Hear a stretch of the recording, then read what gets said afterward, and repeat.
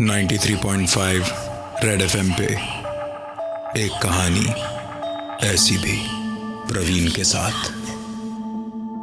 दोस्त जिंदगी में दो तरह के होते हैं। एक वो जो वादा करते हैं और उनको निभाते भी हैं, और दूसरे वो जो वादे करते हैं पर निभाते कभी नहीं। आज की एक कहानी ऐसी भी की कहानी कुछ ऐसे ही दोस्तों की है जो रहते तो एक ही शहर में है, लेकिन अपने काम में इतने बिजी रहते थे कि एक दूसरे से मिलने का टाइम ही नहीं मिलता। कॉलेज खत्म करने के करीबन 3 साल के बाद तीनों ने रीयूनियन प्लान किया कसौल में, हिमाचल का एक छोटा सा टूरिस्ट डेस्टिनेशन जो पिछले कुछ सालों में बहुत मशहूर हुआ है। वहां उन्होंने ऑर्किड पार्क नाम की एक होटल में रूम बुक करवाए। रोहित और आयुष रात को ही ट्रेन से निकल गए और निखिल ऑफिस के काम में बिजी था, इसलिए ट्रेन निकलने के करीबन 1-1.5 घंटे के बाद बाई कार ही कसौल के लिए निकल गया। रोहित और आयुष के कसौल पहुंचने के करीबन 5-6 घंटे के बाद निखिल भी वहां पहुंचा। बातें करते करते कब टाइम निकला पता ही नहीं चला। उन्होंने रात करीबन 11 बजे डिनर का ऑर्डर दिया और इस बीच निखिल ने लाइट बंद करी और मोमबत्तियां जलाकर अपने बैग से प्लानचेट बोर्ड निकाला। तीनों दोस्तों को कॉलेज के दिनों से ही मानो इसका नशा हो गया था। तीनों ने मिलकर प्लानचेट करना अभी शुरू ही किया था कि कमरे में रखी इलेक्ट्रिक पानी की केतली से पानी के उबलने की आवाज आने लगी। रोहित ने उठकर पानी की केतली के ढक्कन को जैसे ही उठाया, वो आवाज बंद हो गई और उसके पीछे से तभी एक आवाज आई। ये सारी आवाजें रोहित के साथ साथ निखिल और आयुष भी सुन पा रहे थे कि तभी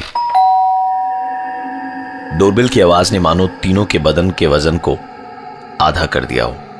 रोहित ने हिम्मत का दरवाजा खोला तो वहां रूम सर्विस खाना लिए खड़ा था। तीनों की सांसों में सांस आई। रोहित ने रूम सर्विस वाले से खाना टेबल पर रखने को कहा और उसके वहां से जाते ही दोस्तों को आवाज लगाई और कहा, चल यार खाना खा लेते हैं, रात काफी हो गई है। तभी एक आवाज आई, खाना ही खाना था तो मुझे यहाँ क्या तमाशा देखने को बुलाया। 93.5 रेड एफएम पे एक कहानी ऐसी भी, प्रवीण के साथ। रोहित, आयुष और निखिल कॉलेज के बाद रीयूनियन के लिए कसौल के ऑर्किड पार्क होटल गए, जहां निखिल ने देर रात कॉलेज के दिनों की तरह प्लानचेट करना शुरू किया। तो पहले तो रूम में तरह तरह की आवाजें आने लगी और फिर डोरबेल की आवाज। दरवाजे के उस पार रूम सर्विस बॉय खाना लिए खड़ा था। उससे खाना लेकर रोहित ने टेबल पर रखा और अपने दोस्तों से कहा, चल यार खाना खा लेते हैं, रात काफी हो गई है। तभी एक आवाज आई, खाना ही खाना था तो मुझे यहाँ क्या तमाशा देखने को बुलाया।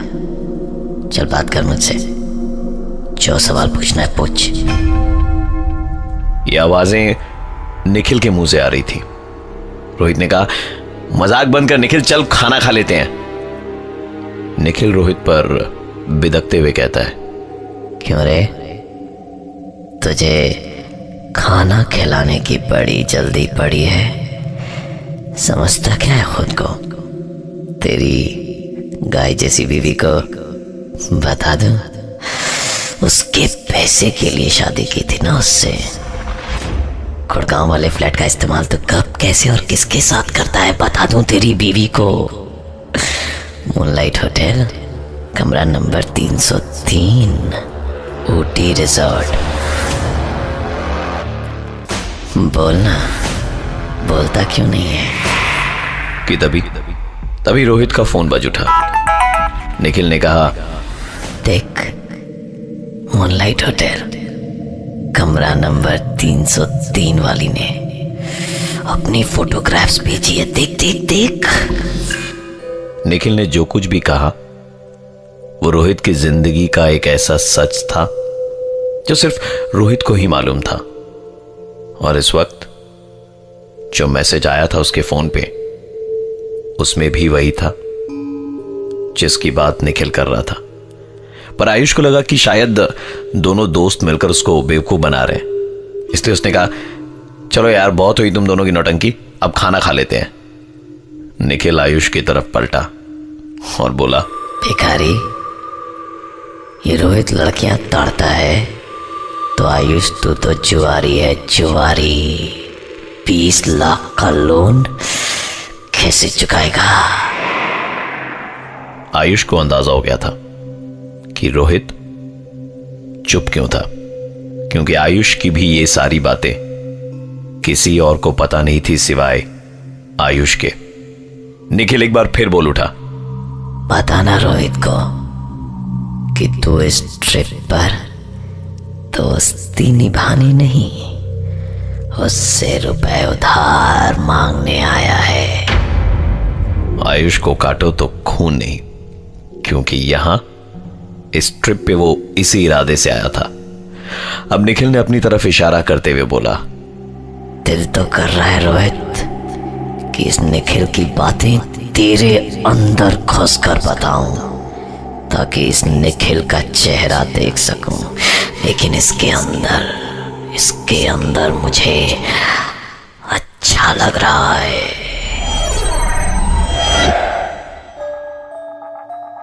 । 93.5 रेड एफएम पे एक कहानी ऐसी भी, प्रवीण के साथ। कॉलेज के 3 पुराने दोस्त 4 साल के बाद रीयूनियन के बहाने से कसौल में मिले। तीनों ने कॉलेज का पुराना खेल प्लानचेट शुरू किया। थोड़ी देर में कमरे में उथल पुथल शुरू हुई। फिर निखिल ने अपने दोस्त रोहित और आयुष की गंदी गंदी सच्चाइयां बोलनी शुरू करी। पर ताज्जुब की बात यह थी कि आवाज निखिल की थी ही नहीं। रोहित और आयुष ये सारी बातें सुनकर हैरान थे, क्योंकि ये सारी बातें खुद उनके अलावा और कोई नहीं जानता था।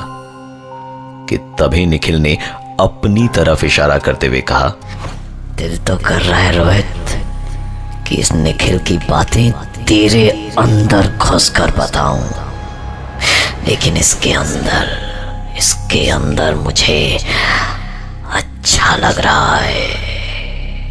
ये तुम दोनों जैसा नहीं है। अपने बलबूते पर काम करना चाहता था, पहले नौकरी फिर बिजनेस, और यहाँ इसलिए आया ताकि अपने नए बिजनेस प्लान में तुम दोनों को घुसा सके। निखिल की गर्लफ्रेंड के साथ तूने क्या क्या नहीं किया रोहित। निखिल की निजी जिंदगी की सच्चाई को सुनकर आयुष के चेहरे पर एक मुस्कुराहट आई। तभी निखिल बोल उठा, तू क्या हंस रहा है आयुष?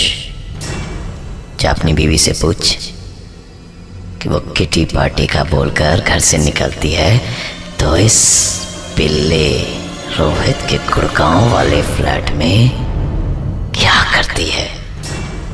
निखिल ने कहा कि ये जो रोहित है वो बस कहने के लिए दोस्त है, क्योंकि दोस्ती की आड़ में उसे कुछ और ही चाहिए। आयुष की जिंदगी का एक बहुत बड़ा सच उसके सामने था।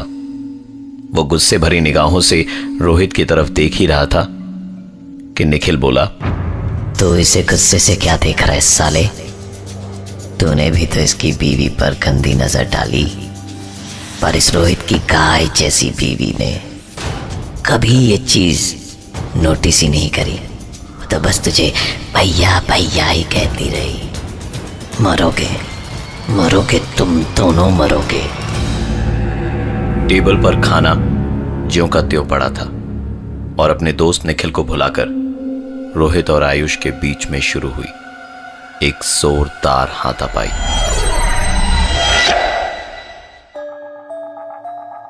93.5 रेड एफएम पे एक कहानी ऐसी भी, प्रवीण के साथ।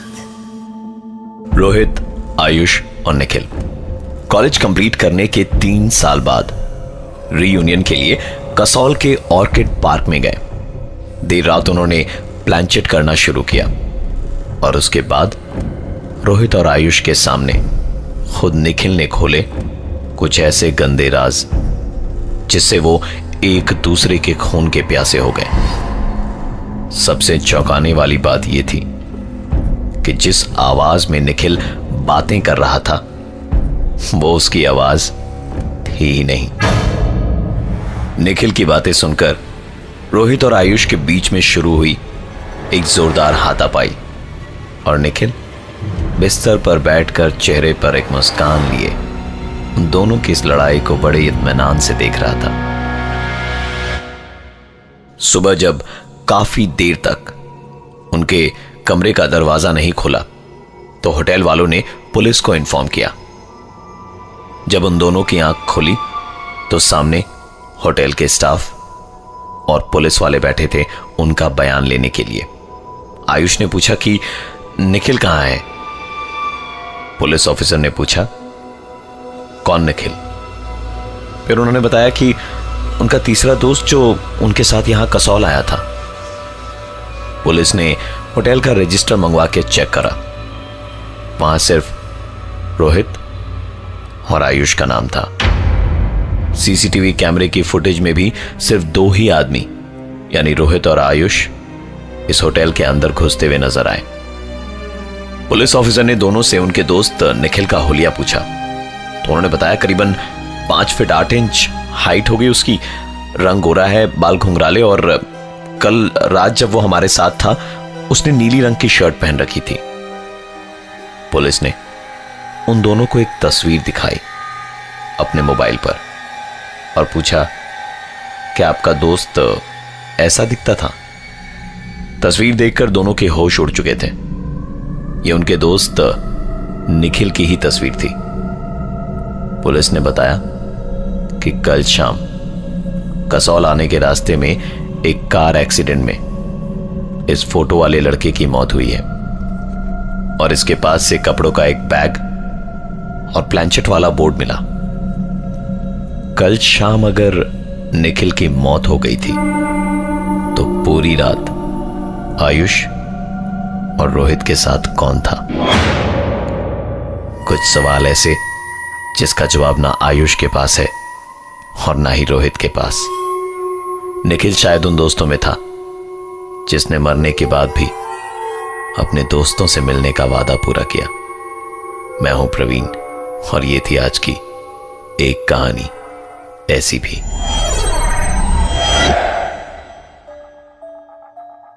.5 रेड एफएम पे एक कहानी ऐसी भी प्रवीण के साथ। दोबारा सुनने के लिए विजिट करिए हमारा YouTube channel 935 red TV. 93.5 red FM बजाते रहो।